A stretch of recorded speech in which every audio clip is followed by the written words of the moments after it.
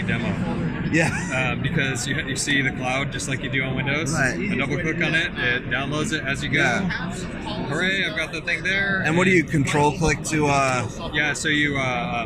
It works exactly the same as It's on. exactly the same. So always keep on this device there. Space. And then that will take a second. It'll turn to a green check, which means it's staying on this device, very similar to how Windows works. Yeah. You go free up space, and then it goes through and we detect that. It goes back into syncing, and then boom. So this is available for Office Insiders right now? It's available for actually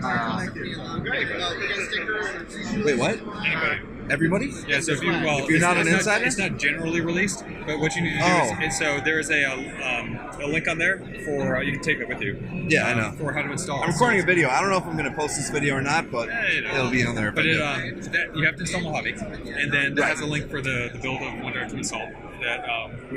So you need to install a sync client. Yeah, exactly. So, exactly. This is all based upon having the sync client installed. Also, does it do it by default after you install the sync client? Because I assume it's going to come with Office at some point. Yeah, so it will come with Office and stuff in one of our general releases in a few months.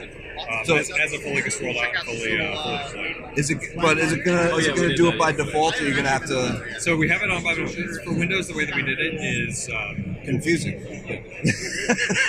We shipped it to insiders. We shipped it to people to be able to enable, and then we turned it on as we saw the telemetry that everything is totally good because we want to make sure that it's totally fair. Right. Anytime we're dealing with your data, we want to be ultra safe. Yeah. The best way I can make you not a customer is to lose your data. Oh yeah, yeah. And then we'll just do the same thing. That was the first thing I noticed, though, was that they weren't turned on by default because I was waiting for just Windows 8.1, you know.